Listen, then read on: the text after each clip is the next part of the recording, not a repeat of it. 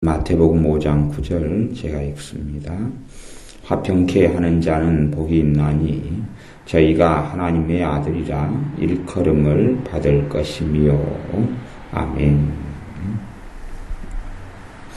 화평케 하는 자가 복이 있다. 저희가 하나님의 아들이라 일컬음을 받을 것이다. 뒤에 하나님의 아들이라 일컬음을 받을 것이다. 그 말은 화평케 하는 자가 받는 복인데 사실은 해석하기가 좀 어렵습니다. 왜 해석하기 어렵냐 하면 신학적인 이해 때문에 그런 면이 있습니다. 무슨 말인고 하니 로마서 8장 같은 경우에도 성령님께서 너희 안에 계셔서 너희가 하나님의 후사 곧 하나님의 자녀인 것을 증거하신다. 하나님의 자녀는 하나님의 아들인 것, 하나님의 딸인 것을 믿는 신자 안에 성령님께서 거하셔서 증거하신다. 그랬습니다. 그러므로 본질적으로 하나님의 아들이라 일컬음을 받는 사람들은 누구냐 하면 당연히 우리 주 예수님을 믿는 사람들이 그렇게 일컬음을 받습니다. 예수님을 믿는 사람들이 하나님의 아들이라 이렇게 일컬음을 받습니다. 그렇기 때문에 화평케 하는 자가 받는 복에 대해서 하나님의 아들이라 일컬음을 받는다. 화평케 하는 자가 아니어도 사실은 하나님의 아들이라 예수님을 믿는 사람은 그렇게 일컬음을 받을 수밖에 없습니다. 그렇기 때문에 해석이 사실은 화평케 하는 자가 받는 복에 대한 해석이 좀 난해할 수밖에 없다 하는 겁니다. 난해한데 그러나 이제 깊이 들어가서 어떤 걸 생각할 수 있냐 하면 하나님의 아들이라 일컬음을 받는 것이 이제 기본적으로 예수를 믿는 사람들이 다 하나님의 아들이라 일컬음을 받지만 천국에서 하나님의 아들이라 일컬음을 받는 특별한 어떤 자리나 위치나 상급이 있다. 이렇게 생각하면 우리가 또한 이해를 할 수 있을 것입니다. 우리가 하나님 나라 천국에서도 장로님들도 있고 그러죠? 그런 것을 우리는 요한계시록에서도 알 수가 있습니다. 화평케 하는 자가 그래서 받는 복은 아마 이 땅에서나 하나님의 나라에서나 이 땅에서라면 하나님께서 천사들 앞에서 또 우리 주님께서 천사들 앞에서 저는 내 아들이다 이렇게 인정하시는 그런 복이 될 것이고 주님의 나라에서 특별한 어떤 상급, 특별한 어떤 영광의 면류관인데 하나님의 아들이라 이렇게 일컬음을 받는 특별한 자리나 특별한 영광의 면류관이 있을 것이다. 이렇게 우리가 생각할 수 있습니다. 그냥 예수를 믿는 모든 사람들이 하나님의 아들이고 하나님의 자녀라 일컬음 받는 보편적인 것 말고 어떤 특별한 것, 그것이 있을 수 있다 하는 것입니다. 그래서 이 화평케 하는 자가 받는 복이다. 그러면 이제 화평케 하는 자는 어떤 사람들이냐? 화평케 하는 것이 도대체 무엇이냐? 우리가 기본적으로 이 산상수훈에 해석할 때에 하나님과 사람과의 관계를 기본적으로 하고 해석해야 된다. 그렇게 제가 말씀을 드렸습니다. 그래야지만이 올바른 해석이 되는 것입니다. 그래서 화평케 하는 것을 그냥 사람과 사람 사이의 관계를 좋게 한다. 그렇게 해석하면 안 된다. 그런 것입니다. 사람과 사람 사이를 화해시킨다. 그것도 안 되는 것입니다. 그것이 아니라 하나님과 사람 사이를 화해시킨다. 이렇게 보아야 됩니다. 그게 먼저 첫 번째 되는 해석이 되는 것입니다. 하나님과 사람을 화해시키고 화평케 한다 하는 것입니다. 하나님과 사람 사이 화평, 평강을 가져오는 그러한 사람. 하나님과 사람 사이 화평을 가져오는 사람. 요 화평케 하는 것하고 그 다음에 긍휼히 여기는 것, 그것이 좀 비슷한 유사한 의미가 있는 부분이 있습니다. 실제로 그렇습니다. 제가 전에 긍휼히 여기는 자가 받는 복에 대하여 말씀을 전했습니다. 긍휼히 여기는 것은 여러 가지 의미가 있다. 그런데 긍휼히 여기는 것은 어떤 사람에 대해서 정말로 불쌍히 여기는 건데, 첫 번째 의미는 물질적인 게 아니라 하나님 앞에서 그 영혼이 불쌍한 것, 긍휼히 여길 수밖에 없는 긍휼히 여기는 것. 그래서 영혼을 긍휼히 여기는 사람은 기본적으로 어떤 삶을 사냥하면 복음 전도자의 삶을 살 수밖에 없습니다.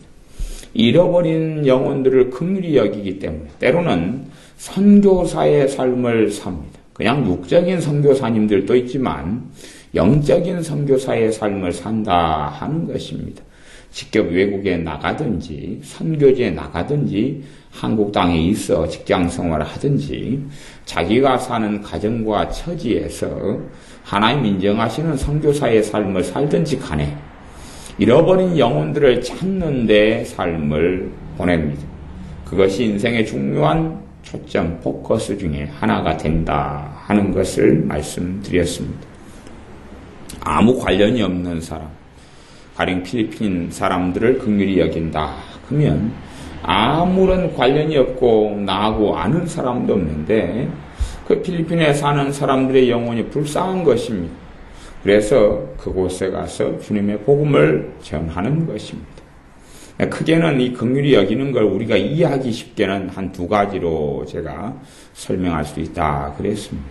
하나는 이 영혼들이 불쌍하기 때문에 그 영혼들에 대한 복음을 전하는 것. 두 번째는 불쌍하기 때문에 그 영혼들을 양육하는 것. 하나님 말씀을 양육하는 것이죠. 세 번째는 중보기도 하는 것. 그 영혼들을 위해서 중보기도 하는 것. 별로 내가 받은 것 없고 내가 사랑받은 것 없는데 그 영혼들이 불쌍한 것이, 그래 불쌍히 여기는 것이죠. 긍휼한 마음을 가지게 되는 것이죠.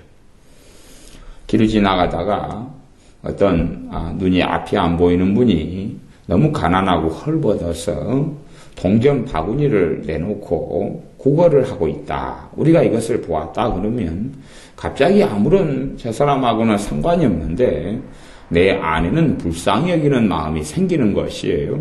그래서 돈을 1,000원, 2,000원, 5,000원, 10,000원을 꺼내서 주는 거지요. 긍휼히 여기는 마음이 내게 생기고 있어서.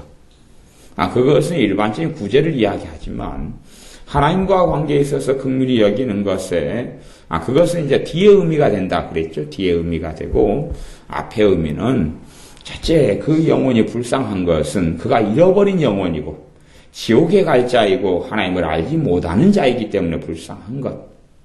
나아가서는 그래서 그 영혼을 위하여 크게는 두 가지 조치를 취할 수 있죠. 하나는 복음을 전하는 것, 두 번째 그 영혼을 위해서 하나님께 기도하는 것. 그래서 복음 전도자와 중보 기도자의 삶을 사는 게 기본적이다. 나아가서는 그 영혼이 어린 신자일 경우에 양육하게 되는 것이죠. 양육하는 것이죠. 키우고 세우는 것이죠. 말씀으로 양육하고 때론 기도로 양육하고 권면하고 사랑하고 섬기는 것이죠. 그래서 뒤쪽의 의미는 이제 그렇게 물질적으로 구제하고 도와주는 것도 포함이 되지만 그게 중심이 되는 건 아니다. 그렇게 말씀했습니다.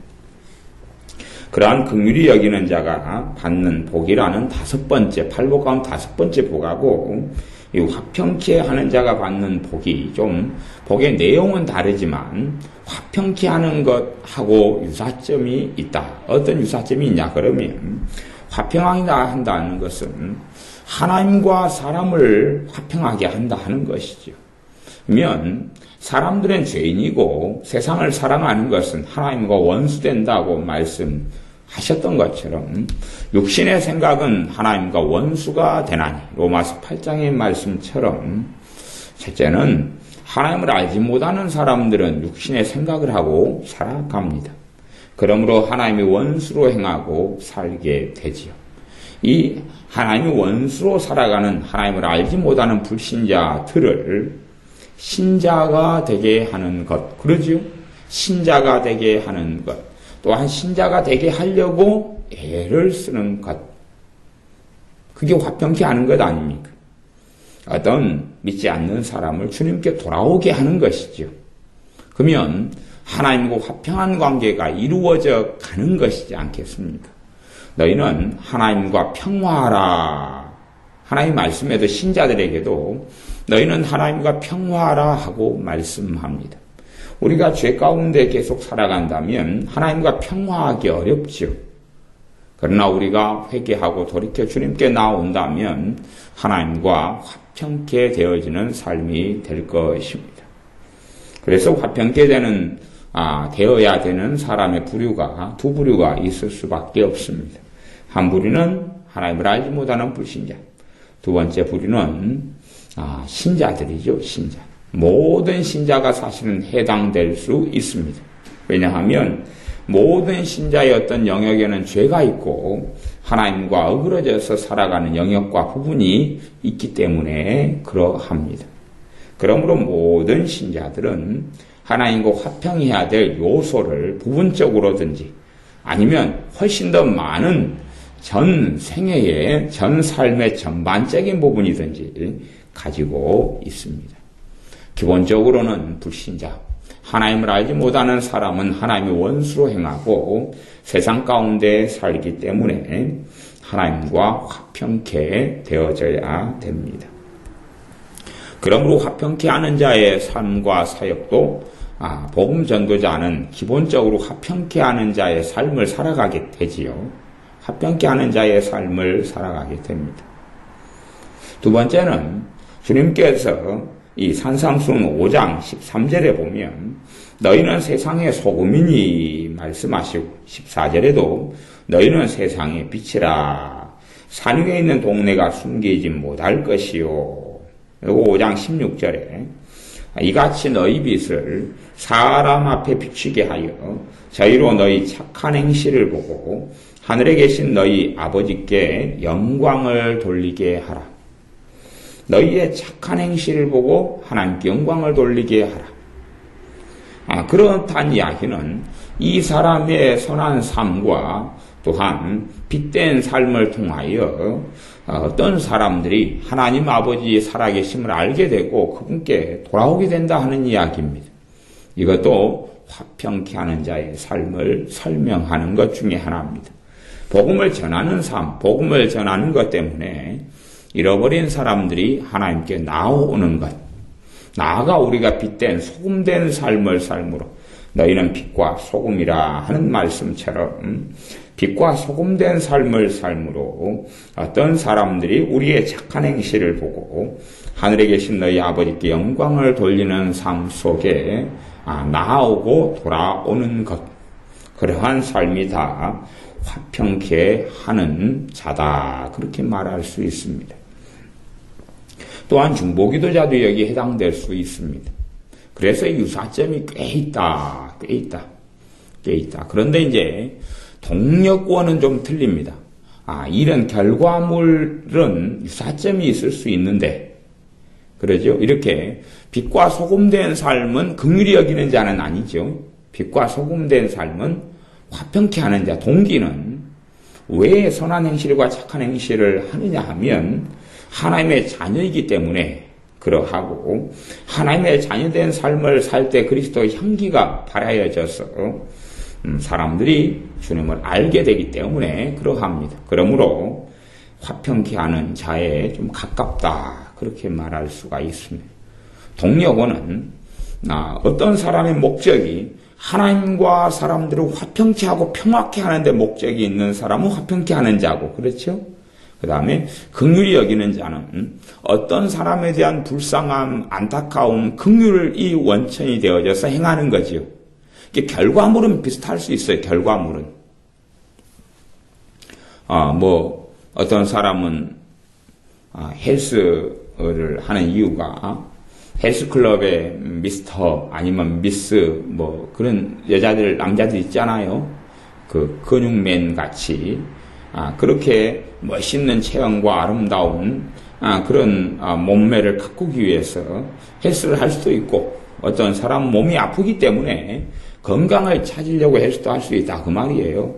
목적은 다른데 똑같은 그 에어로빅이나 헬스를 할 수 있다, 그런 말이에요. 그런 것처럼 이 화평케 하는 것과 긍휼히 여기는 사람들은 동기는 좀 달라요. 동기는 또 동기를 함께 여러 가지를 가지고 있을 수도 있지만, 그래서 어떤 사람의 초점과 포인트가 하나님과 사람을 화평하게 하려고, 단지 그냥 이 변호사라거나 아니면 사람과 사람 사이에 화해시키는 이런 사람을 이야기하는 건 아닙니다. 사람과 사람 사이에 화해를 시킨다, 아니면 누구와 사이좋게 지낸다 하는 것을 화평케 하는 것이다 이야기하기 어렵습니다. 실제로 우리가 진리가 아닌 영역, 일상의 삶의 부분에서 타협하고 그리고 화해할 수는 있습니다. 그러나 신자들의 삶의 영역은 대부분의 진리의 영역 속에 살아갈 수밖에 없습니다. 그런데 진리의 영역, 하나님의 말씀의 영역, 하나님의 뜻에 대한 영역은 타협이 사실은 존재하지 않는 영역이 많이 있습니다. 타협할 수 없는 거죠. 제사 문제가 있다. 우상 숭배를 어떻게 하느냐 하는 문제가 생기면 그건 전혀 타협할 수 없는 영역이 되기 때문에 화평케 하는, 사람과 사람 사이 화평은 존재하지 않습니다. 그러나 본질적으로 제사 문제는 타협할 수 없고 거부하고 싸울 수밖에 없는데, 그 싸우는 것이 왜 싸우느냐? 집안과 삶 속에 더러운 귀신의 역사를 쫓아내려고 싸우는 것입니다. 하나님을 경외하지 않는 데서 죄들이 들어오는 통로를 막고 하나님을 경외하는 삶을 살려고 싸우는 것이지요. 그래서 본질적으로는 화평케 하려고, 하나님과 화평을 가져오려고, 귀신과 화평이 아니라 하나님과 화평을 가져오려고 싸울 수밖에 없는 것입니다. 그래서 사람들이 생각하는 것처럼 사람과 사람 사이를 편안하게 하고 타협하고 그렇게 하는 것은 화평케 하는 자의 삶이 될 수가 없습니다. 될 수가 없죠. 물론 이제 진리가 아닌 영역 속에서 누군가와 하나가 되게 하고 누군가와 마음을 맞추게 하는 그런 일은 화평케 하는 일이 될 수 있을 것입니다. 그런데 그런 영역과 부분은 실제로 그렇게 많지는 않습니다. 그러므로 사람과 사람 사이를 진리의 부분이 아닌 영역에 있어서 화평케 하는 것도 얼마든지 화평케 하는 자가 자라 일컬음을 받을 수 있지만 그것이 중심이 되기는 좀 어렵다 하는 것입니다. 인간 사이의 일들을 가지고 화평케 하는 것은 어렵다. 우리가 세상적인 어떤 말로 하자면 싸움은 말기고 흥정은 붙여라, 그런 말이 있지요. 그래서 누가 어떤 물건을 사려고 하는데 흥정이 잘 안 되는 경우에 흥정을 잘 붙여가지고 파는 사람이나 사는 사람이나 다 양측이 다 이롭도록, 그것을 경제학의 원리로 이야기하면 윈윈, 서로 이익을 얻는 이러한 결과를 얻도록 그렇게 하는 것, 그런 원리, 그런 것 화평케 하는 것이다 볼 수 있지요. 그런데 진리의 문제에 있어서 그렇게 사실은 되는 영역과 부분은 그렇게 많지는 않게 됩니다. 그러므로 본질적으로 화평케 하는 자라는 것은 하나님과 사람 사이의 화평을 이야기한다. 그리고 하나님과 사람 사이를 화평케 하려고 그 목적과 동력원과 소명과 사명감을 가지고 그 길을 달려가는 모든 사람이 될 것입니다.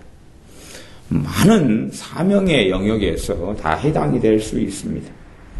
자신이 각자가 가진 사명과 부분에서 화평케 하는 자의 길을 다 걸어갈 수 있는 여지와 요소들이 다 있습니다. 그가 어떤 사명을 가졌든지 간에 어떠한 영역에서 하든지 간에, 가령 목회자가 믿음이 연약한 사람들, 때론 불신자들에게 복음을 전하고 믿음이 약한 사람들이 주님을 더 깊이 알 수 있도록 말씀으로 양육한다 그러면 그것도 화평케 하는 자라 볼 수 있는 거죠. 대신에 이제 그 사람의 동기가, 그 사람의 마음과 그 사람의 동기가 자신의 사리사욕이나 자신의 영광이나 자신의 부나 자신의 인정받는 것이나 등등을 위하여 그런 겉으로 보기에 겉모양으로 그런 일을 한다 하면 하나님께서는 화평케 하는 자라고 인정하지 않으실 것입니다.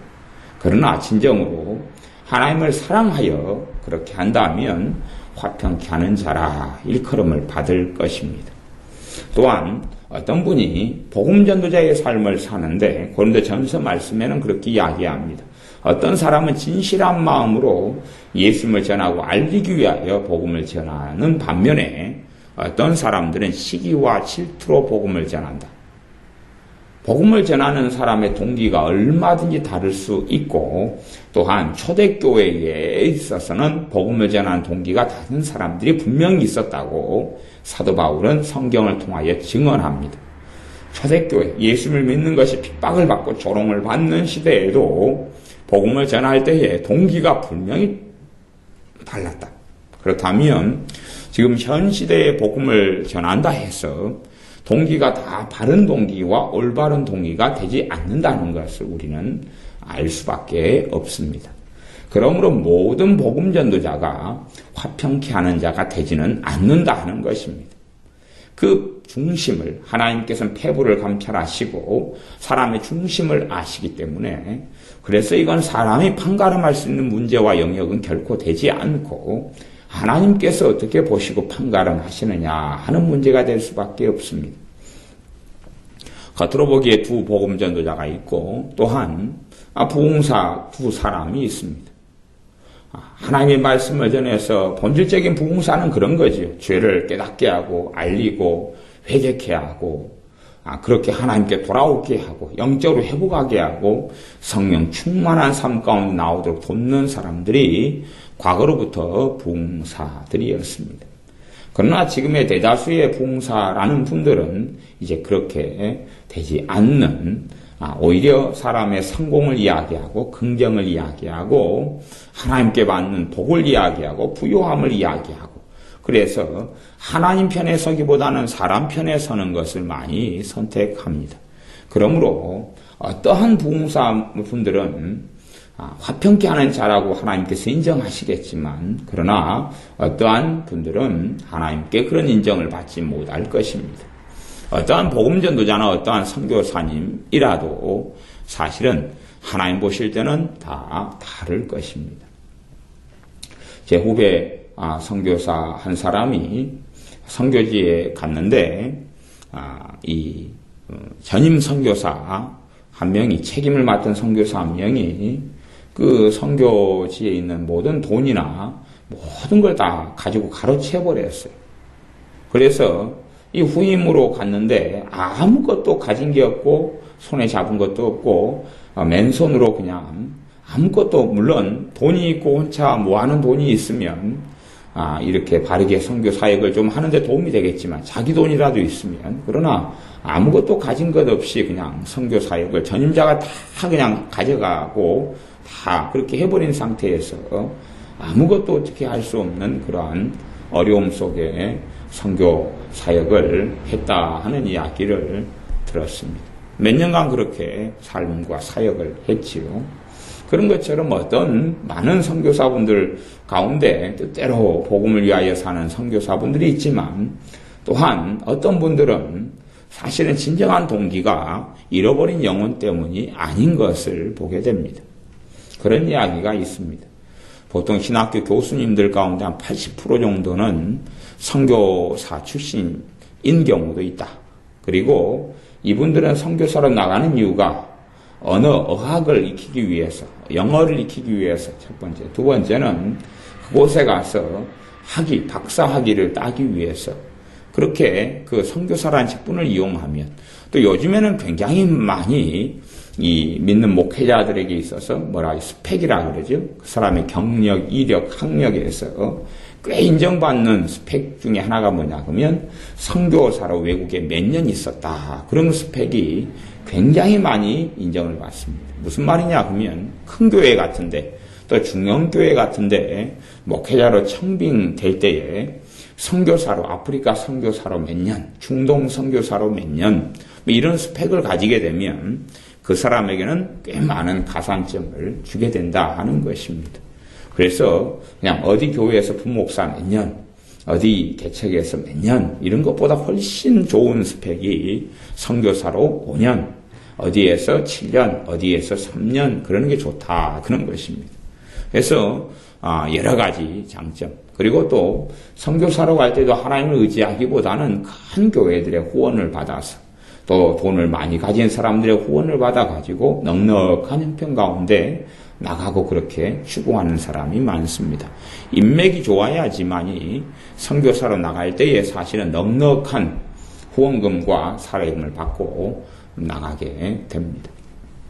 어떤 교회에서는 선교사로 나가게 될 때에 그 사람에게 개인적으로 쓰라고 1억 5천인가 해줬다. 그런 좀 큰 교회도 있습니다. 그런 것처럼 어떤 데는 꽤 그렇게 선교사 나갈 때에 돈도 받고 여유롭게 그렇게 하는 경우도 있어서 모든 선교 사역을 하는 분들의 동기가 좋으면 좋지만 실제로는 그렇지 않습니다.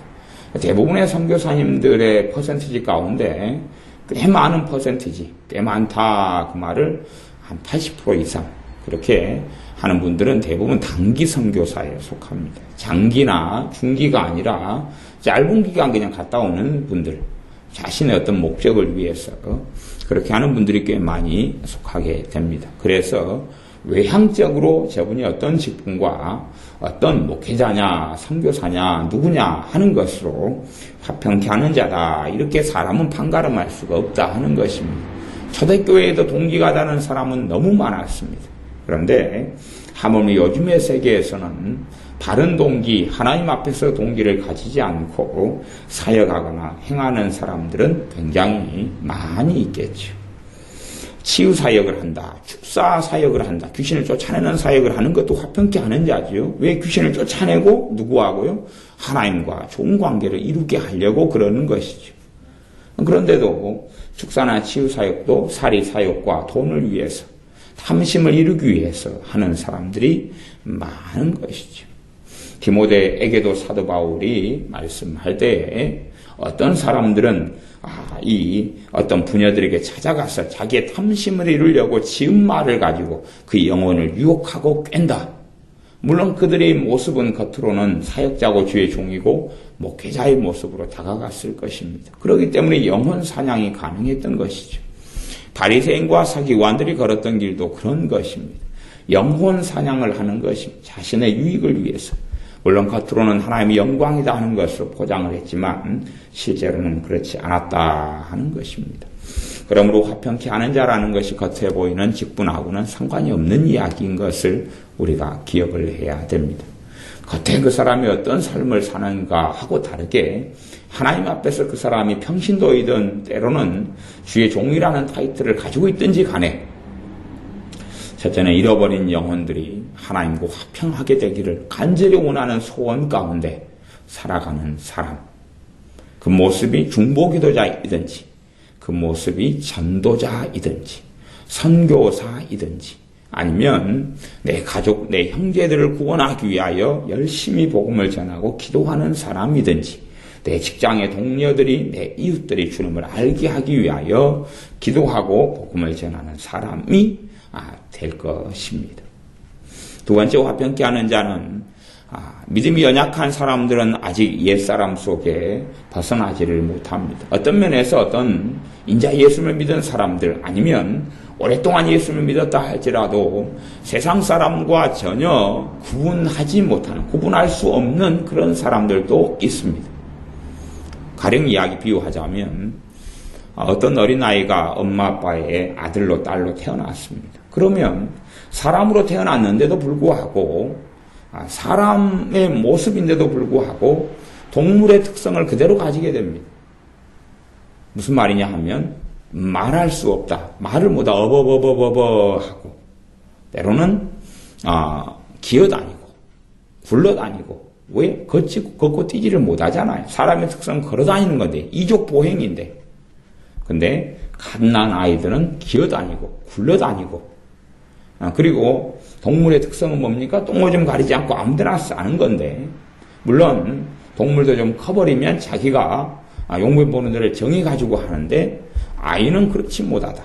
때론 동물보다 못한 특성들을 좀 많이 가지게 된다 하는 것이 그렇기 때문에 어떤 면에서는 사람으로 태어나서 외양한 사람인데 동물하고 차이가 없는 삶을 어린 시절엔 좀 보내게 됩니다. 그것처럼 어떤 사람이 예수를 믿어서 바로 성령 세례를 받고 그러면 거기가 일어나고 삶의 변화가 빨리 일어나지만 어떤 사람이 예수를 믿었다 할지라도 성령 세례를 받지 아니하는 경우는 삶의 변혁이나 삶의 변화가 거의 일어나지 않습니다. 그래서 겉으로 볼 때는 불신자하고 거의 유사한, 거의 똑같은 그러한 삶의 형태가 나타나는 시기들을 가지기도 합니다.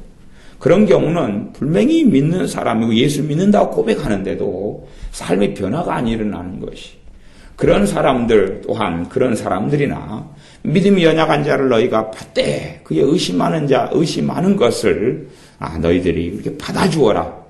어떤 사람은 다 먹을 만한 믿음이 있고 연약한 자는 또 그런 믿음이 없다.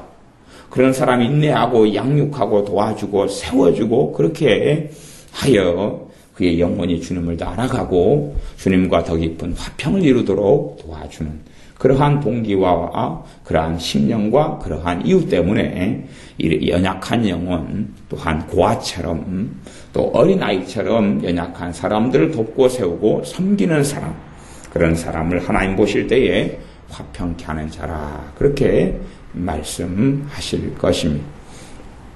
극소수 가운데는 그냥 사람과 사람 사이 화평을 이루도록 애를 쓰는 사람도 있을 수 있습니다. 그러나 그런 사람을 가리켜 동기가 하나님의 영광이 아니고 그냥 단지 사람과 사람 사이로 화평케 한다 그럴 때에 하나님의 아들이다 이렇게 일컬어 못 받습니다. 반드시 동기는 하나님을 위하여가 돼야 됩니다. 자신의 이익과 자신의 평안과 자신의 욕구 때문이 아니라 하나님을 위하여 사람과 사람을 화평케 할 때에만이 뒤쪽에서는 그래도 하나님의 아들이다 일컬어 받는 그러한 하나님께서 주시는 영광의 면류관 하나님께 주시는 그러한 상급을 받게 될 것입니다.